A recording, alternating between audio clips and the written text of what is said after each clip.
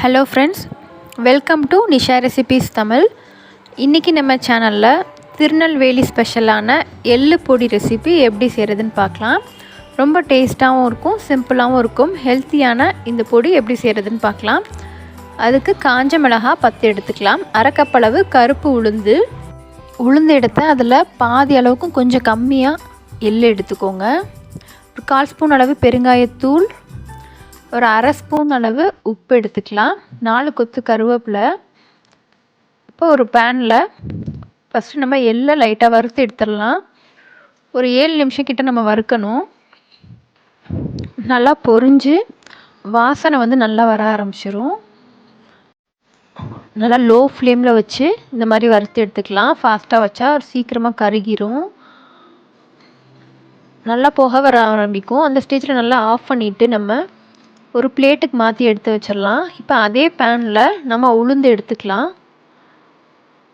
அதே மாதிரி ஒரு 7 நிமிஷத்துக்கு மேலே நம்ம இதையும் கைவிடாமல் வறுத்து எடுத்துக்கலாம். இதுவுமே நல்லா வாசனை நல்லா வர ஆரம்பிக்கும். கருகிடாமல் கைவிடாமல் இந்த மாதிரி நம்ம இதையும் வறுத்து எடுத்துட்டு நம்ம ஒரு பிளேட்டுக்கு மாற்றி எடுத்து வச்சிடலாம்.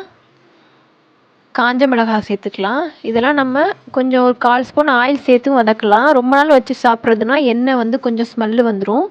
அதுக்காக இந்த மாதிரி நம்ம எண்ணெய் சேர்க்காமல் வறுத்து எடுத்துக்கலாம். லைட்டாக நிறம் மாறின மாதிரி இதையும் வறுத்து எடுத்தாச்சு. இப்போ கருவேப்பிலை சேர்த்துக்கலாம். கருவேப்பிலை இன்னும் கொஞ்சம் அதிகமாக சேர்க்குறதுனாலும் சேர்த்துக்கலாம்.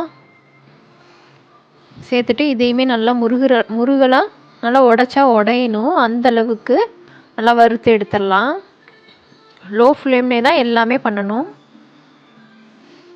இப்போ நல்லா பொரிஞ்சு முருகலாக நல்லா வறுத்தாச்சு. இது எல்லாத்தையும் பிளேட்டுக்கு எடுத்து வச்சாச்சு. உளுந்து, எள்ளு, பெருங்காயம், மிளகாய், உப்பு, கருவேப்பிலை இது எல்லாத்தையும் நம்ம ஆறின பிறகு ஒரு மிக்ஸி ஜாருக்கு சேர்த்துக்கலாம். சேர்த்துட்டு கொஞ்சம் கொரகொரப்பாக அரைச்சி எடுத்துக்கலாம். இல்லை நைஸாக வேணும்னா உங்களோட இஷ்டம்தான். அது மாதிரி அரைச்சி எடுத்துக்கோங்க, அவ்வளோதான். இது நல்லா ஆறின பிறகு ஜாரில் போட்டு ஸ்டோர் பண்ணி நம்ம யூஸ் பண்ணிக்கலாம். இட்லி பொடியோட நல்லெண்ணெய் மிக்ஸ் பண்ணி சாப்பிட்டோன்னா டேஸ்ட் ரொம்ப நல்லாயிருக்கும். இட்லி தோசைக்கு ரொம்ப நல்ல காம்பினேஷனாக இருக்கும், நல்ல டேஸ்ட்டில் இருக்கும். ஒரு டைமாவது நீங்களும் இதை ட்ரை பண்ணி பாருங்கள். நம்ம நார்மலாக அரைக்கிற இட்லி பொடி மாதிரி இதில் பருப்பு வகைகளும் சேர்க்குறதுனாலும் சேர்த்துக்கலாம், அது ஆப்ஷனல் தான். இந்த மாதிரி சிம்பிளாக நம்ம எள்ளு பொடி வீட்டிலே ரெடி பண்ணிடலாம். இது போல் நீங்களும் ட்ரை பண்ணி பாருங்கள். இந்த வீடியோ உங்களுக்கு பிடிச்சிருந்தா மறக்காமல் சேனலை சப்ஸ்கிரைப் பண்ணுங்கள், லைக் பண்ணுங்கள், கமெண்ட் பண்ணுங்கள், ஷேர் பண்ணுங்கள். மறக்காமல் உங்கள் ஃப்ரெண்ட்ஸ்க்கும் ஷேர் பண்ணுங்கள். தேங்க்யூ.